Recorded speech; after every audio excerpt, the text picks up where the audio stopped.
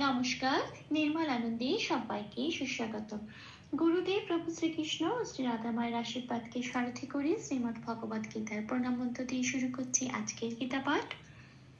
শ্রীকৃষ্ণ হৃদয়ং গীতা সংসারমলনাশিনীং জ্ঞানং ভক্তিং মুক্তিদাত্রীং গীতা দেবীং নমস্তুতে।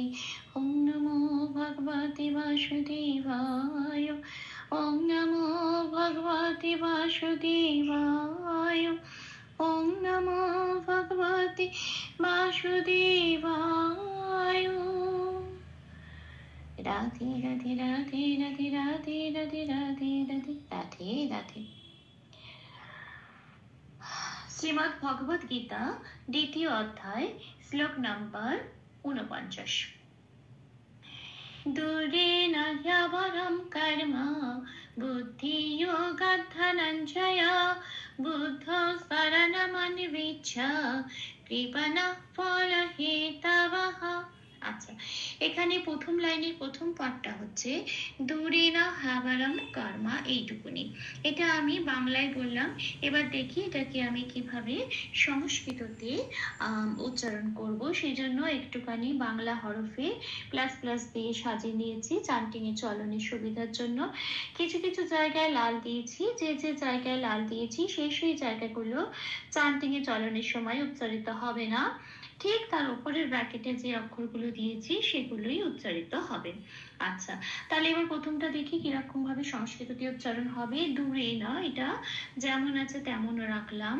শুধু খেয়াল রাখতে হবে এখানে কোনো অক্ষরের নিচে হসন্ত নেই, তাই নটা পূর্ণরূপে উচ্চারণ করতে হবে। ন বলেই, দূরেন বলতে পারবো না, দূরে ন, এরকম।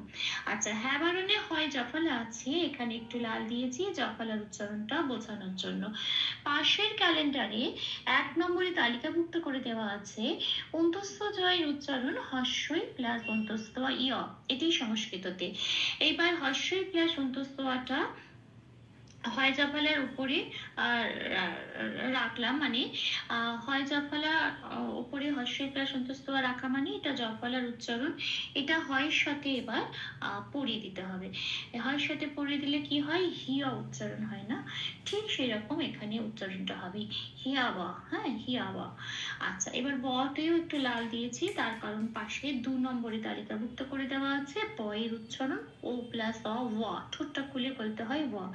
তো ব কে ব বলে বলতে পারবো না, বলতে হবে ওয়া। তাহলে এখানে উচ্চারণটা কিরাম পেলাম, হিয়া ওয়া। আর রমটার জন্য রটা পূর্ণরূপে উচ্চারিত হচ্ছে র বলে, কিন্তু অনুস্বর আছে। হ্যাবারণের শেষে, এই শব্দটা শেষে অনুস্বর আছে। 4 নম্বরে তালিকাভুক্ত করে দেওয়া আছে শব্দের শেষে অনুস্বর থাকলে সেটা ময় হসন্ত দিয়ে প্রতিস্থাপিত হয়ে যায়। তো এই অনুস্বরটা ময় হসন্ত দিয়ে প্রতিস্থাপিত হয়ে তৈরি হলো রম। ময় হসন্ত লেগে গেছে মানে এটা অর্থ ম, সেটা আগের অক্ষর র এর সাথে জুড়েই উচ্চারিত হয় রম। তাহলে শব্দটা পেলাম হিয়া ওয়া রম, এটা। আচ্ছা, তারপরে শব্দ আছে কর্ম, ময় রেপ আছে। 3 নম্বরে তালিকাভুক্ত করে দেওয়া আছে রেপ থাকলে বয় শূন্য রয়ে হসন্ত হিসেবে সেটা প্রতিস্থাপিত হয়ে যায়। তো রেপের জন্য এই বয় শূন্য রয়ে হসন্তটা আগের অক্ষর কয়ের সাথে জুড়ে উচ্চারিত হবে ক, মটা ফ্রি হয়ে গেল, মটা পূর্ণরূপে উচ্চারিত হবে ম। তাহলে কি পেলাম, দূরেনা হ্যবরম কর্মা, এটা। আসি পরের পাঠে, বুদ্ধি যোগা ধনঞ্জয়া, এটা হচ্ছে আমার পরের পাঠ, এটুকুনি। এটা দেখি আবার কিভাবে সংস্কৃততে উচ্চারণ করব। আচ্ছা, বুদ্ধি, বটাকে যেমন আছে তেমনই রেখেছি, এখানে কিন্তু ও প্লাস অ দিইনি। কেন? কারণ একটু খেয়াল করলে দেখা যাবে যে যে যে বয়ের পেটটা কাটা থাকে, এই পেট কাটা ব গুলো কিন্তু সব সময় বাংলা বয়ের মতো উচ্চারিত হয়। এখানে বয়ের পেটটা কাটা বলে এই বটায় কোনো ওয়া বলে উচ্চারণ হবে না, বাংলা বয়ের মতোই উচ্চারিত হবে বুধ। আচ্ছা, তারপরে অক্ষর আছে দয়, ধয় যুক্ত অক্ষর, এটাকে একটু ভেঙে নিতে হবে চান্টিং এ চলনের জন্য। দটা আগে আছে, দয় হসন্ত লাগিয়ে দটাকে বের করে আনবো, সেটা অর্ধ দ হলো। এবার এই অর্ধ-টা আগের অক্ষর বয় হস্যর সাথে জুড়ে উচ্চারিত হবে বুধ, আর ধীটা ধয় হস্যইটা যেমন আছে তেমন পড়ে থাকবে বুদ্ধি। আচ্ছা, যোগাদি একটু লাল দিয়েছি, তার কারণ এই অন্তস্থ জয় ওকারটার উচ্চারণ 1 নম্বরে তালিকাভুক্ত করে দেওয়া আছে। অন্তস্থ জয়ের উচ্চারণ হস্যই প্লাস অন্তস্থ ই, কিন্তু এখানে যেহেতু অন্তস্থ জয় ওকার আছে তাই আমি ফার্স্ট ব্র্যাকেটে দিয়েছি হস্যই প্লাস অন্তস্থ ওকার ই। তো উচ্চারণটা হবে ইয়। আচ্ছা, ইয় গাত আছে, এই দয় হসন্তটা খেয়াল রাখতে হবে। এটা দয় যেহেতু হসন্ত আছে তাই যোগা দো বলতে পারবো না, হসন্ত মানে আগের অক্ষর গয়াকারের সাথে জুড়ে উচ্চারিত হবে। কাজেই শব্দটা কি পেলাম, বুদ্ধি ইয় গাত। এটা ধনঞ্জয়াটা একটু জাস্ট চান্টিং এর সুবিধার জন্য ভেঙে নিয়েছি। ধনঞ্জয়া ইয়র উচ্চারণটা সংস্কৃততে নিয় বলে হয়, ন ঘাসা, কাজে এখানে এরম ধনঞ্জয়টা ভেঙে নিয়েছি। আচ্ছা, আসি তাহলে শব্দটা পেলাম বুদ্ধি যোগা ধনঞ্জয়া, এটা আসি পরের লাইনে, বুদ্ধ স্মরণামান নিশ্চয়। এটা আমি বাংলায় বললাম, এবার দেখি এটাকে কিভাবে সংস্কৃততে বলবো। আচ্ছা, বুদ্ধ আছে, এখানেও বয় খেয়াল করতে হবে, বয়ের পেটটা কাটা আছে, কাজে বাংলা বয়ের মতো উচ্চারণ হবে, এখানে ওয়া উচ্চারণ হবে না। বয় হস্যটা যেমন আছে তেমন দয় ধয়টাকে ভাঙবো। দটা আগে আছে, দয় হসন্ত দিয়ে দটাকে বের করে আনবো, বয় হস্যর সাথে জুড়ে উচ্চারিত হবে বুধ।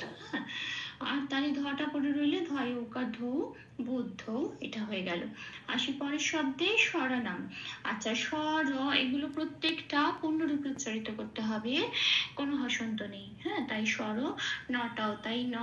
আচ্ছা, আচ্ছা, মনিছতে নয় বয় হস্যই আছে, সেই জন্য নটা যেহেতু আগে আছে নয় হসন্ত দিয়ে অর্ধ ন তৈরি করে সেটাকে বাইরে বার করে আনবো।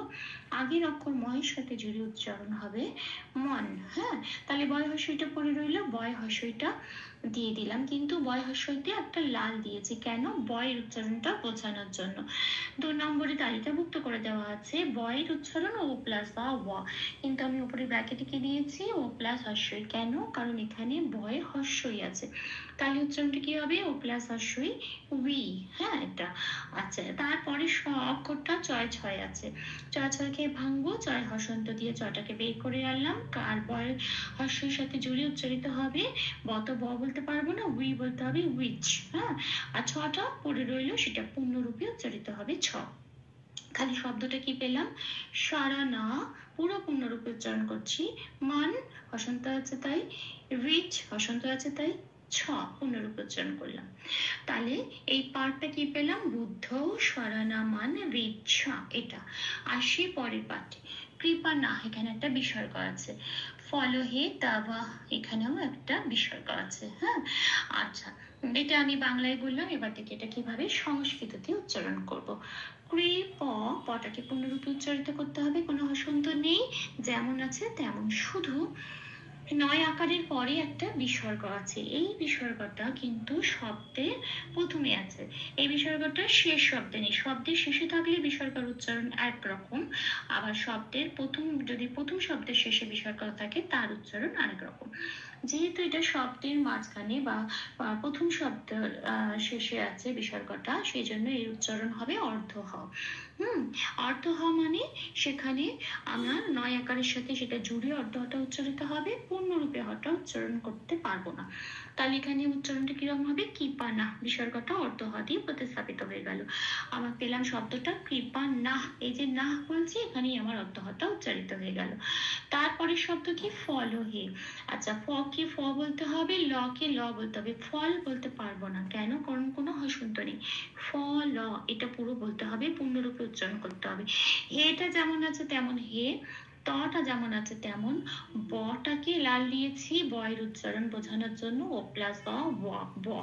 আচ্ছা, এবারে একটা বিসর্গ আছে, এই বিসর্গটা কিন্তু 5 নম্বরে তালিকাভুক্ত করে দেওয়া আছে, হ দিয়ে, পূর্ণ হ দিয়ে এটা প্রতিস্থাপিত হবে। কেন? কারণ এটা শব্দের শেষে আছে বা পংক্তির শেষ অক্ষর। যখনই বিসর্গ শব্দের শেষে থাকবে, মানে এটা মানে শেষ শব্দ, পংক্তির শেষ শব্দ, হ্যাঁ, তখনই কিন্তু বিসর্গটা একমাত্র পূর্ণ হ রূপে প্রতিস্থাপিত হয়ে যাবে। তা এখানে এই বিসর্গটা পূর্ণ হ রূপে প্রতিস্থাপিত হয়ে গেল এবং হকে হ বলেই বলতে হবে। তাহলে আমি বয়ের উচ্চারণ পেলাম ও, পূর্ণ হ রূপে বিসর্গটা প্রতিস্থাপিত হয়ে গেল। তাহলে শব্দের উচ্চারণটা কি হলো? ফল হে তা হ। আচ্ছা, পুরো লাইনটা কি পেলাম, মানে এই শেষ পার্টটা কি পেলাম? কৃপানা ফল হে তা হ।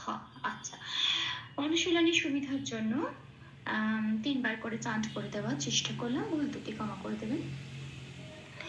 दूरे नाह्यावरं कर्म बुद्धियोगा धनञ्जया बुद्धौ शरणमन्विष्य कृपणः फलहेतवः।